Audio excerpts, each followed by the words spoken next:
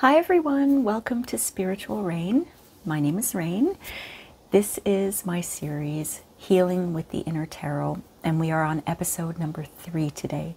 And for this series, I'm using this wonderful book, The Inner Tarot by Kate Van Horn, as my guide to a 78 episode healing journey that I'm happy to share with you. Thank you so much for being here. Now, just a disclaimer, I am not a therapist. I'm a self-therapy enthusiast who has some psychology education under her belt. Keep in mind, if you feel the need for professional help, please do seek it out. There are a lot of resources out there. And also keep in mind that some of the topics we discuss in this series might be triggers for you. Now, as usual, in the description below, I've included a downloadable PDF workbook for you that has a little bit of homework and a summary of what we talk about on today's show. And I've also included an original tarot spread that I created called Asking for Help, and that's my gift to you. So let's get to it. Today we're talking about the Three of Pentacles and how we can use this card to heal. The Three of Pentacles is about collaboration, learning from others, growth, and self-improvement. We see a young man carving designs into the wall of a cathedral. There's a monk and what appears to be an architect or some kind of planner next to the monk, holding plans or blueprints. The architect is the planner. The monk provides wisdom, spiritual guidance, and support. And the young man is putting the plans into action as he gains valuable lessons from the other two people. Now, this is what Kate describes in her book about the Three of Pentacles. She says, the Three of Pentacles asks us to put forth a more conscious effort to improve, act on, and utilize others' perspectives to enhance our own. This card is a humbling reminder that we don't know everything. Those are some key words, my friends. We don't know everything.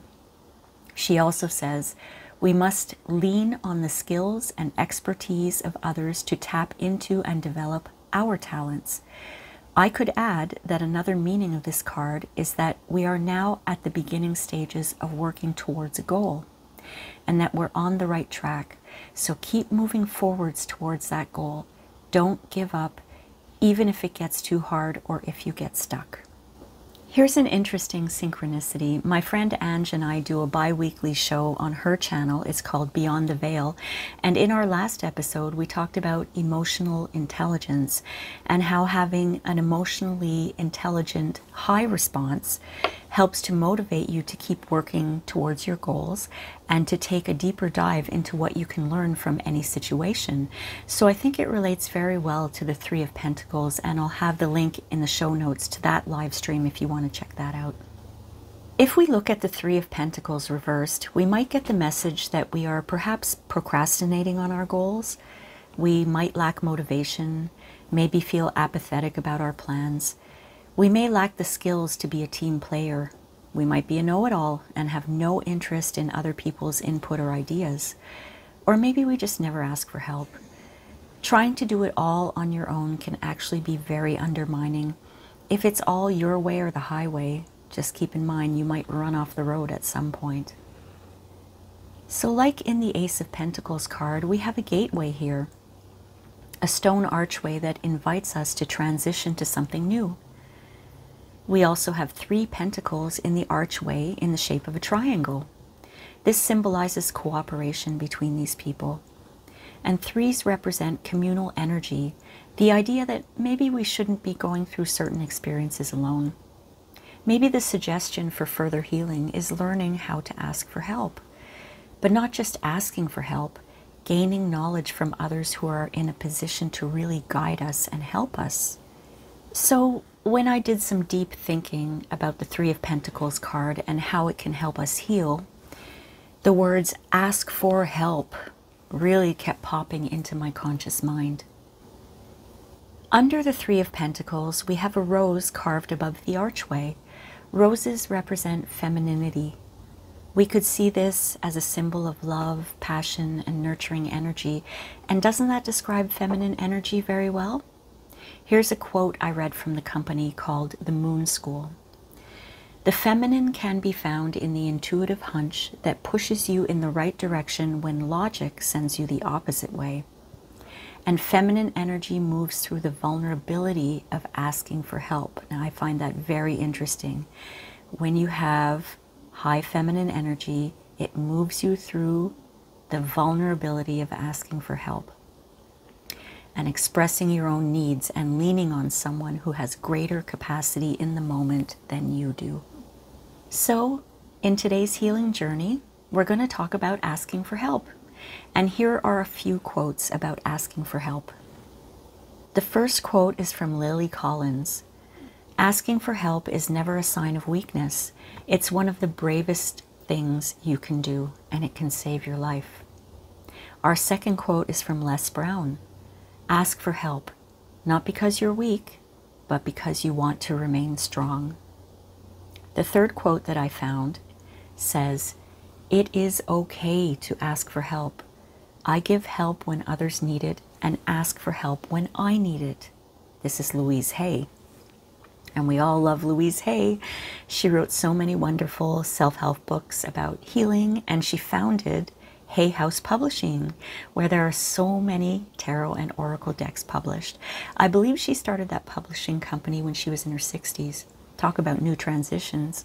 Most people in their 60s are winding down and ready for retirement, but she starts a new successful business. That's very motivating. So the fourth quote that I wanted to share is from Mark Amend. Be strong enough to stand alone, smart enough to know when you need help, and brave enough to ask for it. The pretty obvious message from all of these quotes is that asking for help is a sign of strength. A lot of us, including me, sometimes feel like we're going to burden other people, or we don't want to bother other people. We can handle it on our own, right? No, that's not strength. Those are remnants of last week's episode about being a people-pleasing doormat. We have to try to change this. So let's define a few things. Why do we do this? Why do we find it so difficult to ask for help? So why don't we ask for help? Well, one reason could be that you're an overgiver. This goes back to people-pleasing. You may think that you have to earn someone's love or attention by giving too much of yourself. You could be codependent. Now, being codependent means you form your sense of self-worth around what others think of you. If someone feels badly towards you, even if it's not merited, you probably feel badly about yourself. You care too much about what others think. Again, a lot of this is linked back to last week's episode of people-pleasing. Another reason, you feel like a victim. If you're stuck in a victim mentality, you already feel as though you're not good enough for anyone's help. You know, poor me, nobody helps me, everyone's out to get me, I have to do everything alone. That's not so. A fourth reason could be that you are counter-dependent. Now, this was a new term for me to learn. These are people who feel as though they don't need others. They somehow have a disdain for society and refuse to interact or collaborate with other people, so they will never ask for help. A fifth reason, you could have trust issues. Maybe you've been let down and disappointed many times, and you truly believe that the only person you can trust is you. Another reason is you have intimacy issues. You can't let anyone get too close because it's too uncomfortable. You don't want to be vulnerable. Talking about feminine energy and passing through that vulnerability. Well, if you have intimacy issues, you don't want to get vulnerable. A seventh reason could be you have very low self-esteem. You might think, well, I'm not good enough for anyone to help me, so why bother asking? Another reason, you have limiting beliefs. Now, this is another term for the false core beliefs that I spoke about in, was it episode 1? Deep down inside, you feel unworthy for help. You feel like you're a bad person, or your lot in life is to suffer. If you'd like a deeper dive into limiting beliefs, please check out the link in the description. I believe it's episode 2 on people pleasing. And a ninth reason, you have a strong negative inner critic. Imagine that little devil on your shoulder screaming at you, "What? Don't ask for help. That's pathetic. That's weak." I think another very important point to make is not just why we don't ask for help, but why do we resist help? Someone could be right in front of you offering help and you're just like, "No, no, I'm good, I'm good." Or, "Thanks, I'm fine, I got this." But you really don't got this, right? So here are some ideas to think about if you're the type of person who resists accepting help. So why do we resist help? Well, fear of vulnerability. We discussed this previously. This has a lot to do with intimacy issues that, again, I mentioned a little bit before. If we get too close to anyone and feel like we need to rely on them, it makes us vulnerable to being hurt and disappointed, and nobody wants that. If it's happened too often in your life, you start to fear it. Another reason could be self-reliance is your coping mechanism. And I think this stems from fear of vulnerability. You know, if I let anyone help me, I'll get hurt. I can only count on me. And this coping mechanism is likely deep-rooted from trauma from your past. Now, we talked about this too. Fear of burdening others. My gosh, my friends, do we have an endless list of fears here? There's fear of this, fear of that. My gosh. How do we get to a point where we fear burdening someone?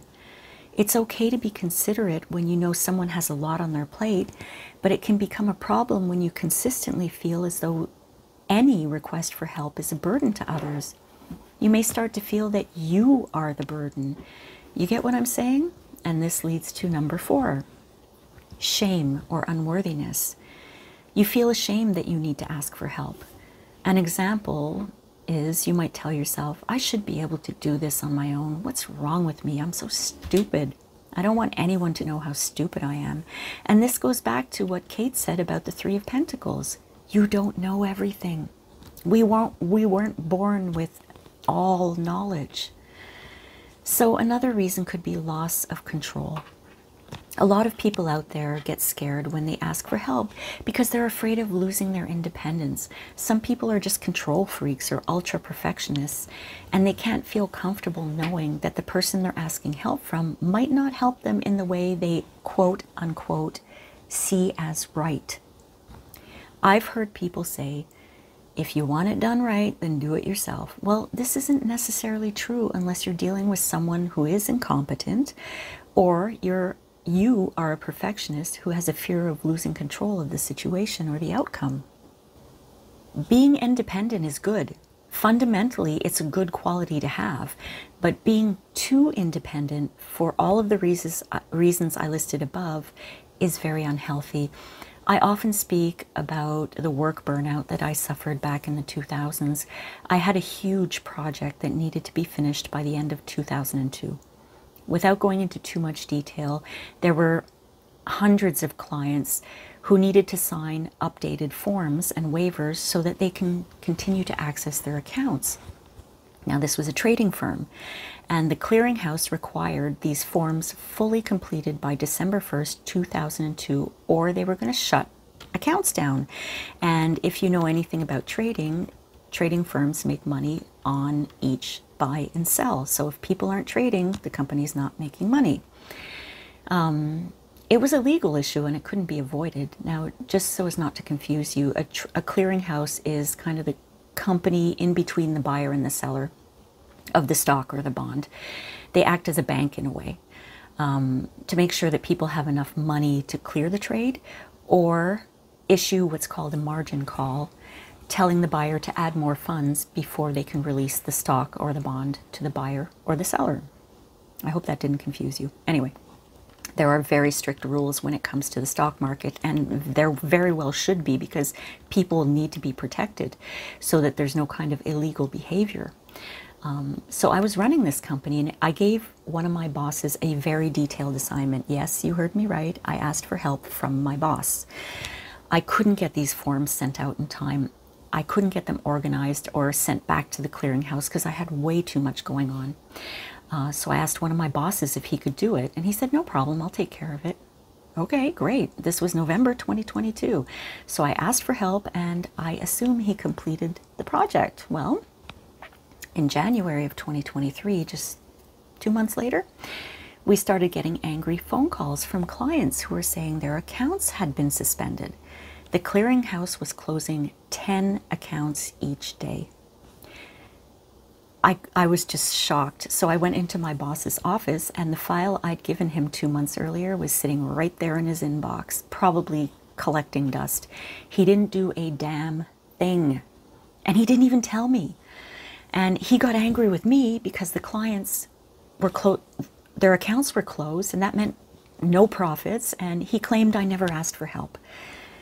Anyway, talk about gaslighting. So I remember, gosh, working 20 hours a day for months to get these forms done, and in the process, a core belief got shoved into my mind that I can't rely on anyone but me. So I ended up burning out, and it was really bad, and probably for the next couple of decades, I never asked for help, never. In fact, I resisted help big time. This had a lot to do with past traumas too, but I wanted to give you a more recent example that led me to never ask for help for so long. So what's the outcome of not asking for help? Well, in my case, burnout, lack of trust, over-independence, self-sabotaging behavior, shameful thoughts, pessimism, and the list goes on. Why don't we ask, when we don't ask for help, when we take on all of life's responsibilities and problems on our own, we subject ourselves to stress. And when we have stress in our lives, now I mean chronic stress, not like, oh, I'm so stressed out today, like chronic stress, our body releases the hormone cortisol. Now, stress management and cortisol release is a whole other topic that we will likely get into.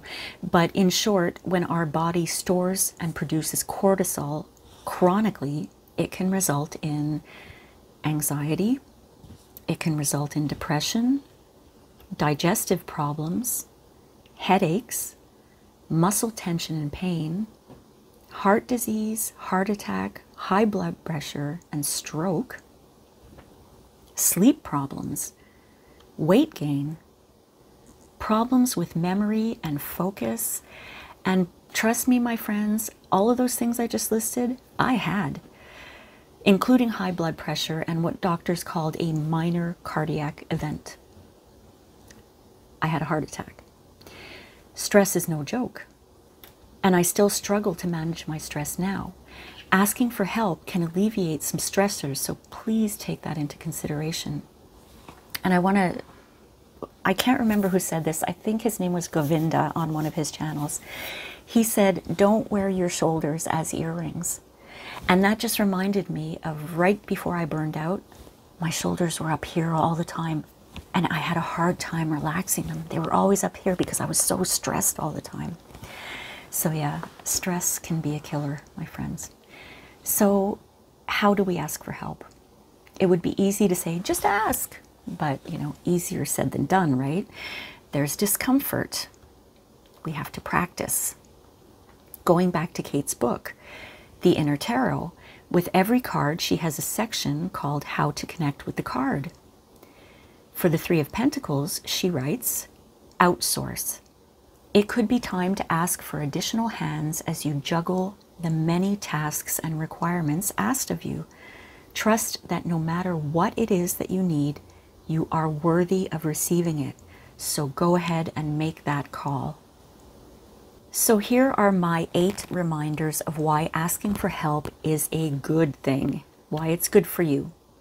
Remind yourself, I will reach my goals faster.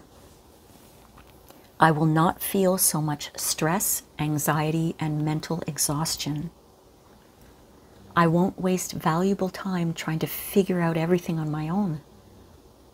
I will have more free time, and this is a great motivator, more time to read tarot cards. I will grow trust in others, and in return, I will feel supported and valued. I will allow others the gift of helping me. I always say I love the gift of giving. It makes me feel so rewarded and fulfilled. And lastly, a reminder, I will build stronger connections. So my friends, keep this list handy. And when you feel so overwhelmed and you need help, but you're afraid to ask, read this list and feel the discomfort and then pick up the phone. Practice it over and over. Ask your friend for advice. Ask your sister to babysit your kids. Ask your kids to do the dishes. Just ask. What's the worst that can happen? They could say no. Well, not the kids. They should be doing the dishes, but you know what I mean. The point is to put yourself out there and, like Kate says, outsource. She also has a second session for each card, and it's called Deeper Reflection. She suggests that you write and reflect on the following 4 questions. Number 1, how comfortable am I admitting that I don't know everything? Number 2, how often do I seek knowledge? Number 3, what part of me resists being imperfect, wrong, or not self-sufficient? And I would add a 3A to this. Why is it so bad to feel imperfect, wrong, or not self-sufficient? And number 4, how is my independence helping me or hindering me? Another idea I had on this subject is perhaps try to tap into your feminine energy. Now, whether you're a man or a woman, we all have masculine energy, we all have feminine energy. It has nothing to do with our gender. Feminine energy is nurturing, caring, loving, patient, giving help, and asking for help. So how can you tap into this feminine energy? There are so many ideas out there on the internet, but one I came across really interested in me because this is what I do myself. It's called indulging in your senses. Now, masculine energy gets lost in thought, where feminine energy feels and senses and observes. So indulge in all of your senses. Firstly, you want to indulge in your sense of sight. Expose yourself to beautiful colors and images. The next time you go out shopping, observe what you see in front of you. Observe other people and what they're wearing, how they're walking. Observe what colors companies use in their packaging. Just observe and see. Your next sense is your sense of smell. Now, my favorite thing to do is aromatherapy. I love certain scents, especially bergamot and strawberry. You can also put some warming spices into a pot of water and simmer it for an hour. Spices like cinnamon and star anise and cloves. Talk about fall scents. This is the perfect time of year for me because it's fall. And here in Canada, our Thanksgiving is coming up in a couple of weeks. And the fragrance of turkey stuffing in the oven is how I indulge my senses every year. Ooh, I can't wait for that smell. So our sense of touch. If you have pets, touch them, massage them. You know, run your hands through their fur or run your hands through hot and cold water. Touch the earth or hug a tree. Our 4th sense is the sense of sound. And to indulge that, you can listen to soothing music or just sit and enjoy the quiet. I'm lucky to live in a rural area, and when I take the dogs out at night, it's so quiet, especially at this time of year. I hear practically nothing except the wind blowing, maybe some leaves rustling, and sometimes the coyotes howling, and that indulges my sense of sound. Actually, it indulges my sense of fear when I hear the coyotes, especially when they're close, but it's fascinating. Now, we also have our sense of taste, which is my favorite. Get into the kitchen, my friends, or go out and buy something delectably yummy and savor every bite. I have a link in the description below that you might find interesting. It's called Why Tapping into Your Feminine Energy Could Be the Secret to Leveling Up Your Life. You can find that in the show notes. So here are some general Three of Pentacles journal prompts for you. And again, these will all be available in the downloadable PDF workbook. They're from the book Journaling with the Tarot. Now, the first one is, where in your life do you need to gain more knowledge? Can you trust the people you are depending on? What are you planning to do? To whom can you go for advice? I have a book called Trauma Healing Journal, and for this series, I'll share a specific trauma healing prompt with you. The prompt that I'm sharing today is under the heading Coping Mechanisms. Here's the prompt. How do you identify when a coping mechanism becomes unhealthy or counterproductive? Ask yourself that, my friends. What do you do to cope with stress? What do you do when you need help but are afraid to ask for it? And is this a healthy behavior? Now, I'd like to pull a few oracle cards to emphasize the idea of letting your guard down and asking for help. This card is from the Whispers of Healing Oracle deck. It's the Learning card. We see a child studying a ladybug on a stalk of wheat. He's learning what the ladybug is doing and what she might be doing next. We need to be more childlike, more willing to learn. And you notice on the card there are butterflies around this child. This symbolizes transformation. If you're willing to ask for help and sit with that discomfort, you can transform yourself. It can be really hard for us to admit and face our fears and our weaknesses, but if we persist, it will become an automatic response. Managing our stress responses is a learned skill.